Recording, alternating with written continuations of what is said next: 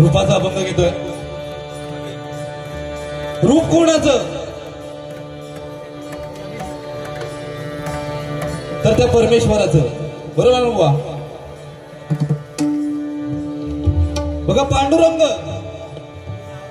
28 युग विठेवरती उभा आहे. कोणाची वाट बघतोय? तर भक्त पुंडलिकाची वाट बघतोय. कोण भक्त पुंडलिक? तर आई बाबाच्या गळ्यामध्ये दोरी आणि बायकोला खांद्यावरती घेऊन फिरणारा भक्त पुंडलिक. परंतु ज्यावेळी बघा आई वडिलांच्या सेवेचं महत्व भक्त पुंडलिकाला समजलं, त्यावेळी आई वडिलांच्या सेवेमध्ये एवढा लीन झालाय की प्रत्यक्ष पांडुरंग भेटायला आलाय. परंतु पांडुरंगाच्या दिशेने पीठ फिरकावले आणि म्हणाला, जोपर्यंत माझ्या आई वडिलांची सेवा पूर्ण होत नाही तोपर्यंत या विठेवरती उभा राहा. एवढं बघा ताकद ही आई वडिलांच्या सेवेमध्ये आहे. परमेश्वरालाही एका जागेवरती उभा करण्याचं सामर्थ्य आपल्या आई वडिलांच्या सेवेमध्ये आहे. आणि ज्यावेळी बघा ही वार्ता पुंडलिकाने पांडुरंगाला विठेवरती उभं केलंय, ही वार्ता ज्यावेळी स्वर्गलोकीच्या इंद्रदेवाला समजली, त्यावेळी तोही घामाघूम झालो. म्हणता आपली आता जागा जाणार म्हणून त्याने काय केलं बघा, स्वर्गलोकीच्या रौद्र नदीला बोलावून घेतलं आणि म्हणाला, आताच्या आता जा आणि त्या पुंडलिकाच्या भक्तीमध्ये व्यत्यय आण.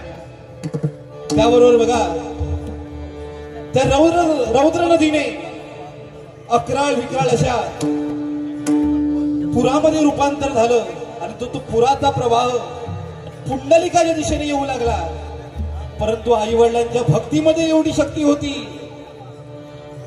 की ते शक्तीच्या जोरावर पुंडलिकाच्या सभोवताली चंद्रकोर कवच निर्माण झालं. आणि ज्यावेळी तो प्रवाह पुंडलिकाच्या जवळ आला त्यावेळी तो प्रवाह बघा चंद्रकोरेप्रमाणे वाहू लागला. पुंडलिकाला किंवा त्याच्या आई वडिलांच्या पायाला सुद्धा त्या पाण्याचा स्पर्श झाला नाही. तो प्रवाह बघा चंद्रकोरेप्रमाणे वाहिला म्हणून पुढे जाऊन त्या नदीला चंद्रभागा असं नाव पडलं. एवढी शक्ती बघा आई वडिलांच्या सेवेमध्ये आहे. आणि म्हणूनच बघा आपल्या आई वडिलांच्या सेवेसारखं मोक्ष प्राप्तीचं दुसरं साधन नाहीये. या ठिकाणी रूपाचा अभंग घेतोय.